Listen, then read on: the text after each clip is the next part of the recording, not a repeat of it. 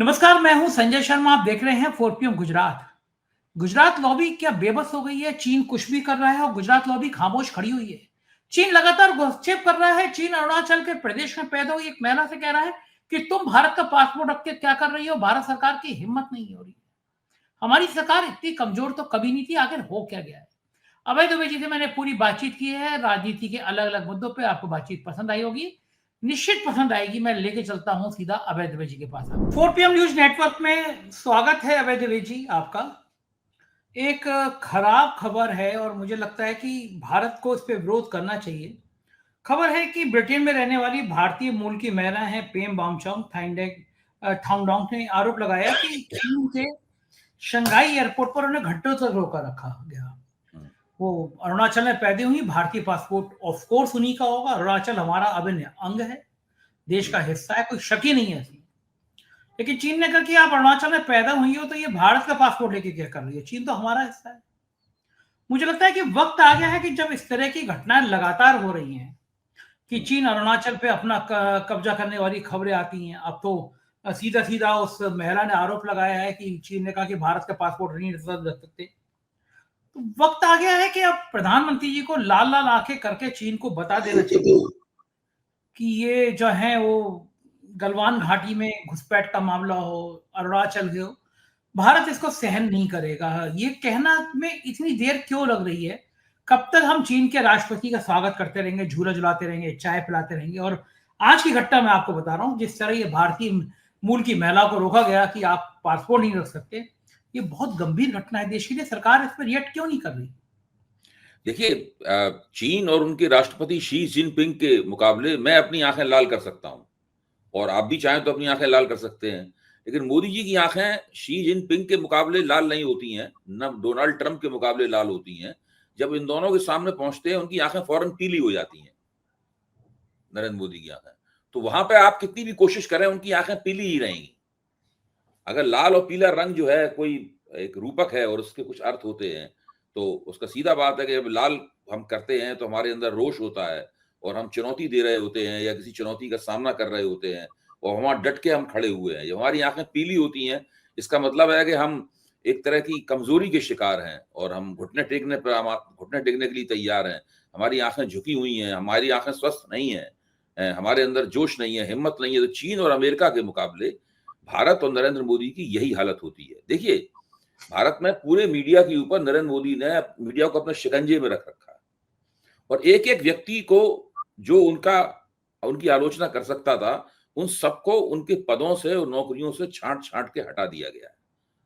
हम और आप अभी अगर इसका विवरण देना शुरू करें तो एक लंबी सूची हो जाएगी किस किस पत्रकार के साथ नरेंद्र मोदी और उनके बंदोबस्त ने और अमित शाह ने क्या व्यवहार किया और किस तरह उन्हें नौकरी से हटाया गया, ताकि पूरी तरीके से कंप्रोमाइज्ड पत्रकारों का, सरकार की चरण वंदना करने वाले, मोदी जी का भजन कीर्तन करने वाले पत्रकारों की मंडली जो है मीडिया में हर अच्छे मुकाम के ऊपर बैठ जाए। अच्छे क्या, नीचे से लेके ऊपर तक ऐसे ही लोग भरे हुए हैं, एक दो उंगलियों में गिनने लायक विकल्पों को छोड़ के। उनका हम लोग अभी नाम नहीं लेंगे, बेचारों को हमारे नाम लेने से उनको नुकसान हो जाएगा। तो मैं कहना ये चाहता हूं कि मीडिया कभी भी मोदी से नहीं कहता कि आप उनको लाल आंख करके क्यों नहीं देखते। असली बात यह है, मोदी से किसी भी किस्म की जवाब तलबी करना मुश्किल हो गया। मैं बार बार इस बात को कहता हूं। मैं कहता हूं मोदी जी के सत्ता में टिके रहने के पीछे जो कई कारण है, उनमें से एक बड़ा कारण ये है, मोदी जी के खिलाफ व्यक्तिगत रूप से उनके खिलाफ एंटी इनकम्बेंसी बहुत नहीं बढ़ती है उनकी शख्सियत के खिलाफ। वरना नेताओं से इतने दिनों में लोग बोर हो जाते हैं, और बहुत एंटी इनकम्बेंसी, नेताओं की शक्ल तक पब्लिक देखना पसंद नहीं करती, कितने बड़े बड़े नेता हों। तो वो भी नहीं होती, उसके पीछे यही कारण है। मोदी जी से कोई जवाब तलबी नहीं जाती। अब कहीं आपने मीडिया में सुना कि ये G20 में गए, क्यों गए भाई? G20 में गए तो क्यों गए? आप ऐसी जगह क्यों जाते हैं जहां पे आप पहले से भाप लेते हैं कि यहाँ पे डोनाल्ड ट्रंप नहीं आएंगे? क्योंकि आप डोनाल्ड ट्रंप का सामना नहीं करना चाहते। डोनाल्ड ट्रंप कभी भी आपकी बेइज्जती कर सकते हैं, कभी भी आपके मुंह पे कुछ ऐसी बात कह सकते हैं, इसका आपको जवाब देना और हिंदुस्तान में आकर जवाब देना मुश्किल हो जाएगा। यहाँ तक कि फिर मीडिया को भी कुछ ना कुछ बोलना पड़ेगा और डोनाल्ड ट्रंप के खिलाफ बोलना पड़ेगा, इन्हीं के समर्थक मीडिया को बोलना पड़ेगा। इससे मोदी की स्थिति खराब होगी। इसलिए चालाकी पूर्वक उन्हीं कार्यक्रमों में जाते हैं अंतर्राष्ट्रीय मंच पे जहां पे डोनाल्ड ट्रंप नहीं होते, और चीन के बारे में देखिए, चीन ने इनसे कहा कि संघाई सहयोग कारपोरेशन की मीटिंग में आ जाइए, तो वहां ये दौड़ के पहुंच गए और तमाम भारत विरोधी नेताओं के बीच में लाइन लगा के खड़े हो गए। उसमें तुर्की के नेता भी थे, उसमें पाकिस्तान के नेता भी थे, उसमें चीन के नेता भी थे। इन सबके बीच में लाइन लगा के खड़े हो गए। उसका भारत को कोई फायदा नहीं हुआ। भारत की विदेश नीति जिस तरह ढक्कन थी उसी तरह ढक्कन बनी रही। भारत की विदेश नीति इस तरह प्रभावहीन थी उसी तरह से प्रभावहीन बनी रही। कुछ भी नहीं इनको फायदा हुआ। और अरुणाचल प्रदेश के बारे में चीन एक बार नहीं 50 बार लिखित रूप से जोरदारी के साथ अंतर्राष्ट्रीय मंच पर, अपने मंचों पर, अपनी पत्रिकाओं में, अपने मीडिया में ये कह चुका है कि अरुणाचल चीन का हिस्सा है। न केवल ये, उसने अरुणाचल प्रदेश के कई इलाकों के नाम बदल दिए हैं चीन ने। चीन के नक्शे में अरुणाचल प्रदेश दिखाया जाता है तो बदले हुए नाम दिखाए, बदले हुए नामों की सूची प्रकाशित कर चुका है। एक बार उसने 19 नाम बदल दिए थे चीन ने, एक बार उसने 27 नाम बदल दिए थे चीन ने। ही तो हालत है।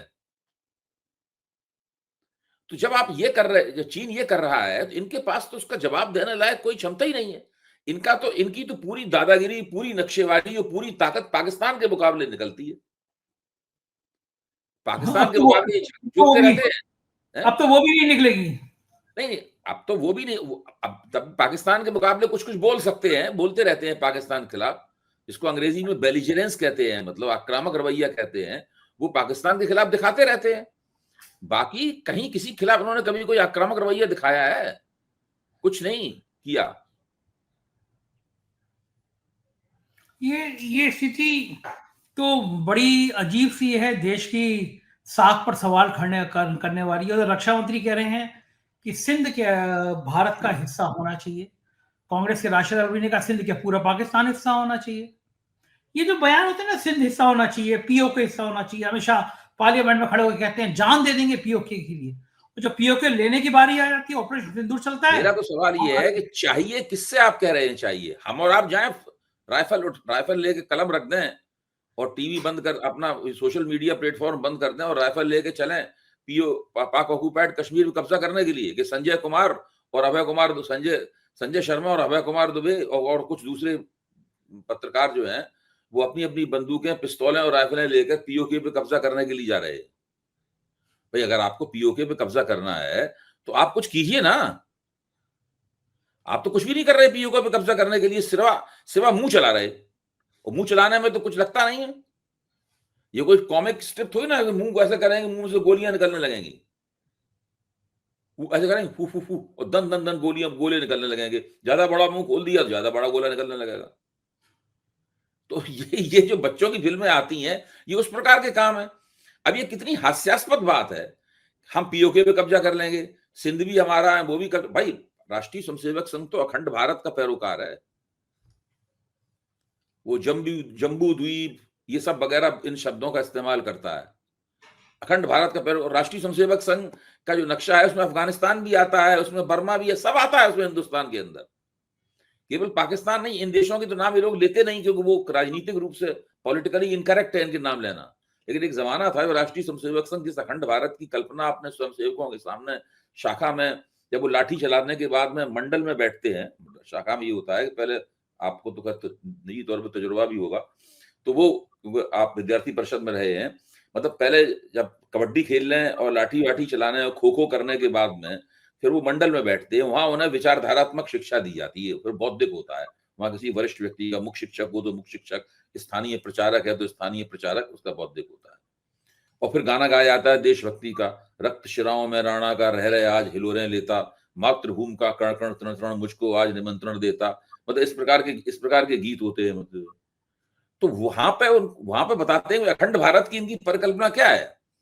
अखंड भारत की परिकल्पना में ये तो चीन को छोड़कर बाकी तमाम एशिया अपने पास रख लेते हैं। पूरा दक्षिण एशिया जो है ना वो इनके पास है। नेपाल चूंकि हिंदू देश है इसलिए उसके बारे में कुछ नहीं कहते हैं। जो पूर्वी पाकिस्तान, पश्चिमी पाकिस्तान तो है ही भारत, वो तो था भी भारत में, सही बात भी है। बर्मा भी इनका हो जाता है, अफगानिस्तान भी इनका हो जाता है, सब कुछ इनका हो जाता है, श्रीलंका भी इनका हो जाता है, सब हो जाता है। श्रीलंका में तो भगवान राम गए थे युद्ध करते हुए, वो तो इनका है ही, इनका तो पैदाइशी हक है उसके ऊपर। और फिर इस प्रकार की, देखिए इस प्रकार की बातें करते हैं ये लोग, सिर्फ मुंह चलाते हैं। ये शब्दवीर हैं, ये नारावीर हैं, इसके अलावा कुछ नहीं है इनके अंदर। ये बिल्कुल झूठे नैरेटिव चलाकर जनता को उल्लू बनाते हैं। जनता को, हिंदुस्तानी जनता है बहुत गरीब, वो अपने 2 वक्त की रोटी की जुगाड़ करने में लगी रहती है। ये अपने जो मध्य वर्ग का एक छोटा-सा कट्टरपंथी हिस्सा है, जो खूब तालियां बजाता है, मोदी मोदी चिल्लाता है, उछल-कूद मचाता है बंदरों की तरीके से इनकी मीटिंगों में, वो उसके सामने ये अपने भाषणबाजी करते हैं। जिन जिन कार्यक्रमों में इस प्रकार की भाषणबाजी की जाती है, मैं खुद इस कुछ कार्यक्रमों में गया हूँ। संयोग से मोदी जी के भी एक कार्यक्रम में गया हूँ दिल्ली विश्वविद्यालय में, और भी कुछ नेताओं के कार्यक्रमों में जाने का मौका मिला। अब तो नहीं जाता। तो वहां पे क्या होता है, सब कुछ नियोजित और प्रायोजित होता है। जैसे मोदी जी के कार्यक्रम में, हालांकि थोड़ा मैं विषय से हट रहा हूं, लेकिन जरूरी है इसमें बोलना। तो मोदी जी के कार्यक्रम में जैसे एक हॉल में लोग बैठे हुए हैं सब, और बड़ी कड़ी सुरक्षा व्यवस्था, और कोई व्यक्ति तो उसमें आ नहीं सकता जिसको निमंत्रण वगैरह ना हो। सबकी वो खाने बने होते हैं, सेक्शंस बने होते हैं, आप यहाँ बैठेंगे, आप यहाँ बैठेंगे। तो उसमें बीच में 5-7 नौजवान लोग बैठे रहते हैं, कम उम्र के लड़के बैठे रहते हैं, और उनको समझा जा सकता है कि वो खास तरह के गमछे डाले होते हैं। जैसे ही मोदी जी सभागृह में प्रवेश करते हैं, वही बीच में जो हिस्सा होता है 5-7 नौजवानों का, बहुत जोर जोर चिल्लाता है, मोदी मोदी मोदी, मोदी जी जय श्री राम, मोदी जी हम आपके साथ हैं, ये चिल्लाता है। जब वो अचानक चिल्लाना शुरू करता है तो लोग चौंक के उधर देखते हैं, क्योंकि उनको तो चिल्लाने की इजाजत है नहीं, और कोई व्यक्ति कुछ भी चिल्लाएगा तो उसको गिरफ्तार कर लिया जाएगा, वहां पे लगेगा कि विरोध करने आया है। तो बाकी सब तो डरे सहमे चुपचाप बैठे हैं कि भाई भगवान विष्णु का अवतार हुआ है मंच के ऊपर, तो वो कैसे चिल्ला सकते हैं। कि वो बीच में चिल्लाते हैं, उनको चिल्लाने की ट्रेनिंग दी गई है और इसीलिए लाए गए हैं। वो बीच बीच जब मोदी भाषण देने खड़े होंगे तब भी वो चिल्लाते हैं। ये सारा का सारा नियोजित और प्रायोजित होता है, इसके अलावा इसके अंदर कुछ नहीं होता। ये सब बहुत ही घटिया किस्म की पुरानी प्रोपेगेंडा की टेक्नोलॉजीज हैं। भारत इस मामले में पिछड़ा हुआ देश है, इसलिए ये सब यहाँ पे चल रहा है। जो मध्य वर्ग है वो पूरी, वैसे दुनिया में दूसरे देशों के मुकाबले मध्य वर्ग का आकार ज्यादा है, लेकिन भारत की पूरी टोटल पूरी आबादी के प्रतिशत में देखें तो मध्य वर्ग बहुत छोटा है। तो वो अगर बड़ा अमेरिका जैसा मध्य वर्ग होता, ब्राजील जैसा मध्य वर्ग होता, ब्रिटेन जैसा मध्य वर्ग होता, तो इनकी और मीडिया वास्तव में थोड़ा बहुत भी आजाद होता, तो अभी तक तो मोदी जी और इन सब लोगों की खाल खींच दी गई होती। आपने जब ये कहा कि मुंह से गोले निकलेंगे, तो मुझे उत्तर प्रदेश की वो घटना याद आ गई, ठाए ठाए वाली। ठाए ठाए मुंह से ठाए ठाए। वही है। ये सब लोग बचकाने, देखिए ये पूरे देश की राजनीति जो है वो बचकाने कॉमिकल तरीके से चल रही है। अब मैं कभी कभी दिन रात में बोलता हूँ, सुबह उठ के एक बोलता हूँ, दोपहर में बोलता, मतलब कुछ लिखता हूँ अखबारों में, वहां कर दीजिए, यहाँ कर दीजिए, उस चैनल पे बोला, यही करता रहता हूँ पूरे दिन। तो मैं बीच बीच में सोचता भी हूँ कि मैं क्या कर रहा हूँ। सही बात है, बिल्कुल सही बात है। इस राजनीति में कुछ गंभीरता है, कुछ कैसी कैसी बातें हो रही हैं इसके अंदर। आप सोचिए, अखिलेश यादव ने एक प्रेस कॉन्फ्रेंस में जब एसआईआर के ऊपर वो अपना संतोष व्यक्त कर रहे थे और कह रहे थे कि 50,000 वोट हर कॉन्स्टिट्यूंसी में से काट दिया जाएगा, तो उसमें उन्होंने एक एसडीएम महिला थी, उसका उन्होंने वीडियो चला दिया अखिलेश यादव ने। अच्छा, मैंने ध्यान से सुना उस वीडियो को। अच्छा, वो महिला बहुत बुद्धिमानी की बात कर रही है, मतलब महिला को कम करके महिला का मजाक उड़ा अखिलेश यादव ने दिखाया।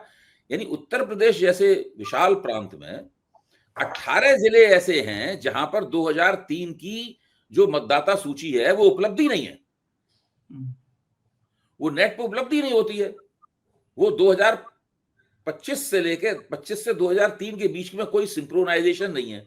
आप नेट पर जाएंगे और उसको ABC 3 कैटेगरीज में जैसे ही अपने वोटों को आप डालेंगे, मतलब है, तो ABC कैटेगरी में डालेंगे तो क्या देता है, नो डेटा इज अवेलेबल। तो अब उस बेचारी महिला ने क्या किया, अफसर ने, कि AB कैटेगरी में डाले जाने वाले वोटों के लिए उसने C कैटेगरी में उनको डाल दिया और अलग रजिस्टर में मैनुअली हाथ से लिख के उसने उसकी एक लिस्ट बना ली और कहा कि जब हम ड्राफ्ट यानी मसविदा लिस्ट बनाएंगे मतदाता सूची में, तब चूंकि हमने यहाँ पे नोट कर रखा होगा कि इन सब लोगों ने अपने दस्तावेज ठीक से जमा कर दिए थे, तो इनको जो ERO जो है वो इलेक्टोरल रजिस्ट्रेशन ऑफिसर नोटिस नहीं भेजेगा। इसलिए नोटिस से बच जाएंगे, और बाद में जब ठीक हो जाएगी व्यवस्था तो उसको डाल लेंगे उस कैटेगरी में। आप सोचिए कितनी बुरी हालत है वहां पर। सही 2 बात दिन है। से तो हमारे अपार्टमेंट में सब लोग जूझ रहे हैं, उनको फॉर्म दे दिए गए हैं। मेरी भी समझ में नहीं आ रहा है कि इस फॉर्म को कैसे भरें। मैं आपको दिखाता हूँ फॉर्म। गजब है। आप जैसा बुद्धिजीवी आदमी, प्रोफेसर आदमी। देखिए, मैं आपको दिखाता हूँ। ये है, देखिए फॉर्म, इसमें मेरी तस्वीर लगी हुई है। ये देखिए, ये है, ये फॉर्म है, देखिए ये SIR का फॉर्म। इसमें एक कॉलम है, ये रहा कॉलम। ये इसमें लिखा हुआ है पिछले कॉलम में दिए गए संबंधी का विवरण पिछले SIR के अनुसार, ऊपर हेडिंग। तो मैंने जो BLO आया, एक महिला थी, एक शिक्षिका महिला थी, एक शिक्षक था BLO। वो बेचारे बड़े दुखी और परेशान थे, मतलब लग रहा था कि वो घबराए हुए हैं। तो वो मुझे पहचान भी गए कि भाई ये आदमी पत्रकार है, कोई राजनीति पे बोलता है। तो उन्होंने मेरे फॉर्म ढूंढने में मेरी मदद भी की, मैंने उनको धन्यवाद भी दिया। तो मैंने जब उनसे पूछा कि भाई इसमें इसमें संबंधी का क्या मतलब है। इसमें मेरे पिता का नाम लिखवाया गया है, माता का नाम लिखवाया गया है और पत्नी का नाम लिखवाया गया है। तो इसमें पिता को संबंधी के तौर पे हम माने, माता को संबंधी के तौर पे माने, या पत्नी को संबंधी के तौर पे माने। उनको कुछ नहीं पता था। वो बोले अब ये हमको पता नहीं है। इसलिए पता नहीं है कि इन्हें 1 महीने में 4 नवंबर से 4 दिसंबर तक SIR करवानी। 1 महीने में 51 करोड़ मतदाता फ्रीज कर दिए गए। 12 राज्यों के 51 करोड़ मतदाता फ्रीज कर दिए गए। उन 51 करोड़ मतदाताओं को 51 करोड़ फॉर्म बांटने हैं, उनसे फॉर्म भरवा के उनसे फॉर्म वापस लेने हैं 1 महीने के अंदर। उसमें उनका डिजिटाइजेशन करना है, उसके बाद एक ड्राफ्ट लिस्ट प्रकाशित करनी है, फिर उसमें जो लोग नहीं आए होंगे उन पर नोटिस भेजे जाने हैं, फिर नोटिस के बाद में फाइनल लिस्ट प्रकाशित करनी है, अंतिम रिपोर्ट। 1 महीने में ये सारा काम करना है। तो आपके पास अगर आप 6 महीने रखते इस काम के लिए, तो आप जितने भी BLO लेते, आप उनको ट्रेनिंग देते कुछ थोड़ी बहुत। किसी कोई ट्रेनिंग नहीं दी गई है। ऐसी अफरा तफरी मची हुई है, बिल्कुल जैसी इमरजेंसी में मची हुई थी। वो बुला के इमरजेंसी में कहते थे कि आज कितने कटवाई नसबंदी की, आज कितनी कटवाई। कम कटवाई तो उसको डांट पड़ती थी, उसको दुत्कारा जाता था कि साले नौकरी से निकाल लेंगे, तो इतनी आज तुमने टारगेट पूरा नहीं किया। इसी तरीके से डिस्ट्रिक्ट मजिस्ट्रेटों ने अपने स्टाफ को टारगेट दे रखा है कि आज इतने फॉर्म रिजेक्शन के चाहिए। जब रिजेक्शन के 10,000 रिजेक्शन के फॉर्म शाम तक चाहिए, जब 10,000 फॉर्म रिजेक्शन के हो जाएंगे तो 10,000 वोट तो कट गई है। तो स्पेस क्रिएट होगा जिसमें आप 10,000 वोट जोड़ सकते हैं। अगर कटेंगे नहीं तो जोड़ेंगे कैसे वोट। जोड़ने के लिए सब तैयारी हो रही है, जुगाड़ हो रही है, बातचीत हो रही है पन्ना प्रमुख और ERO के बीच में कि कौन से जोड़े जाएं, कौन से ना जोड़े जाएं। उसमें कुछ सच्चे वोट भी जोड़े जाएंगे और बाकी सब कुछ फर्जी वोट जोड़े जाएंगे, कुछ ब्राजील की डांसर। हाँ, ये सब इस तरीके से हो रहा है। अब आप देखिए पूरे देश में इस तरह चल रहा है। बिहार में पायलट प्रोजेक्ट किया गया, अब उसके बाद 12 राज्यों में, उसमें 12 राज्यों में कौन के, पश्चिम बंगाल, उत्तर प्रदेश, बिहार में तो हो ही चुका है, तमिलनाडु, केरल, ऐसे ऐसे बड़े बड़े राज्य हैं उसके अंदर। और ये सब लोग लोकतंत्र मजबूत हो रहा है इससे। सुप्रीम कोर्ट के जजों को नहीं दिख रहा है ये सब बातें। देखिए, मैं इस बात को कहने में कोई नहीं, चुनाव आयोग को तो खुल के कैप्चर कर लिया गया, मीडिया को खुल के कैप्चर कर लिया गया, मतलब घोषित है कैप्चर। ये कुछ संस्थाएं ऐसी हैं, मैं किसी का नाम नहीं ले रहा हूं, जो गोपनीय रूप से कैप्चर की गई हैं। ये मैं सुप्रीम कोर्ट की चर्चा नहीं कर रहा हूं। कुछ संस्थाएं गोपनीय रूप से कैप्चर की गई हैं, वो बीच बीच में इस तरह का भ्रम देती रहती हैं कि नहीं वो कैप्चर नहीं है। जैसे कि जब आप जाएंगे अदालत में, जो गए भी हैं लोग, कोई SIR गलत हो रही है तो आपकी बात को बहुत ध्यान से सुना जाएगा। इस तरह के ऑब्जर्वेशन दिए जाएंगे, आपको लगेगा बड़ी रेडिकल बात बोल रही अदालत, अभी हमारे पक्ष में फैसला आने वाला है, और वो चुनाव भी हो जाएगा, सब हो जाएगा, उसको फैसला ही नहीं आएगा उसके ऊपर। अभी तक ये नहीं बताया उन्होंने कि बिहार की SIR जो है वो संविधान सम्मत उचित है कि नहीं, अभी बताया नहीं सुप्रीम कोर्ट ने। उसके आधार पर चुनाव ही हो गया, एक सरकार बन गई पूरी। अगली सरकार का जब तक चुनने का नंबर आएगा तब बता पाएगा कि वो पता नहीं क्या हो रहा है। अच्छा, और ये वो लोग हैं जो बड़ी गंभीरता से कहते हैं कि न्याय जल्दी मिलना चाहिए। इनसे अगर बात करो तो वो कहेंगे न्याय बिल्कुल जल्दी मिलना चाहिए। न्याय प्रणाली में सुधार होना चाहिए, करते नहीं कोई सुधार। बातें बातें हो जाती है बड़ी बड़ी। हम्म। कांग्रेस ने लगातार आरोप लगा रही है कि भाई हमारे टाइम में घुसपैठिए बाहर ज्यादा निकाले गए, इनके टाइम में तो निकाले ही नहीं गए। बार बार घुसपैठिए घुसपैठिए, 11-12 साल से हुकूमत आपकी, घुसपैठिए आ कहां से जा रहे हैं? देखो अभी हमारे अमित शाह मित्र हैं विजय त्रिवेदी, हमारे मित्र हैं विजय त्रिवेदी, बहुत अच्छे पत्रकार हैं और बहुत ही उनकी जिसे कहते हैं सारगर्भित टिप्पणियां करते हैं वो। मोदी जी ने जिनको हेलीकॉप्टर था, मोदी जी ने हेलीकॉप्टर से उतारा था, एक सवाल पे हाँ, तिलमिला हाँ, गए। जी जी। तो वो विजय त्रिवेदी ने एक दिन मुझसे ये कहा कि जो घुसपैठिया जो है वो पॉलिटिकल इलेक्ट नहीं, घुसपैठिया जो है वो चुनावी पर्यटक है। हाँ सही कह रहे हैं। जहाँ चुनाव होता है वहां घुसपैठिया आता है घूमने के लिए। या तो मुसलमान या घुसपैठिया। हाँ, मतलब घुसपैठिया मुसलमान तो पर्यायवाची है, वो तो आप उसको, घुसपैठिया का मतलब मुसलमान है, मुसलमान का मतलब घुसपैठिया है। तो वो चुनावी पर्यटक है। जब वो आ जाता है, अब बिहार में हो चुका है, अब बिहार में कोई घुसपैठिए की चर्चा नहीं करेगा। अब बंगाल में हो जाएगी ना। अब बंगाल में जाएगा, बंगाल में पहले ही पहुंच चुका है घुसपैठिया। अच्छा, चूंकि तमिलनाडु में नहीं जाएगा मेरे ख्याल से, घुसपैठिया वहां ले जाने से कोई फायदा नहीं होगा उनको, तो बंगाल का पर्यटन करके वो उत्तर प्रदेश चला जाएगा या और कहीं ऐसी जगह पर चला जाएगा वो। घुसपैठिए का तो मतलब यही है। मैं तो, कांग्रेस ने जो आंकड़े दिए हैं 88,000 के, मैं तो कहता हूं मेरे पास जो आंकड़ा है उससे भी ज्यादा है। कांग्रेस ने तो 1 लाख से कुछ कम, मेरे ख्याल से 97-98 हजार लोगों को उन्होंने पकड़ के भेजा है वापस। इन लोगों ने तो कोई काम नहीं किया। ये सरकार काम न करने वाली सरकार के रूप में जानी जाएगी। जिस दिन इनके हाथ से सत्ता गई, देखिए जिस दिन इनके हाथ से सत्ता गई, इनकी तमाम प्रतिष्ठा एक क्षण में ही धूल में मिल जाएगी, डबल जीरो हो जाएगी। लोग भूल जाएंगे कि ये लोग इतने बड़े बड़े पदों पे थे और इतनी शान शौकत के साथ में तरह तरह के पहरे में, और इनके आसपास मतलब जो है बिगुल बजते थे, दुंदुभी बजती थी, इन्हें सलामियां दी जाती थी। एक सेकंड में लोग भूल जाएंगे। ये एक बुरे सपने, आदमी एक बुरा सपना तुरंत भूल जाता है। रात में बुरा सपना देखता है, सवेरे 5 मिनट के लिए अपने परिवार वालों से चर्चा करता है और उसके बाद भूल जाता है आदमी बुरा सपना। उस तरीके से इस पूरे निजाम को बुरे सपने की तरह लोग भूल जाएंगे। गुजरात लॉबी तो कहती है कि इनकी हुकूमत जाएगी नहीं कभी भी, यही रहेंगे। इसीलिए इनको, जब लोग उनको भूल जाएंगे कि कभी सत्ता में थे और उनको इम्यूनिटी हासिल थी, तो इनके सामने बहुत दिक्कतें आएंगी।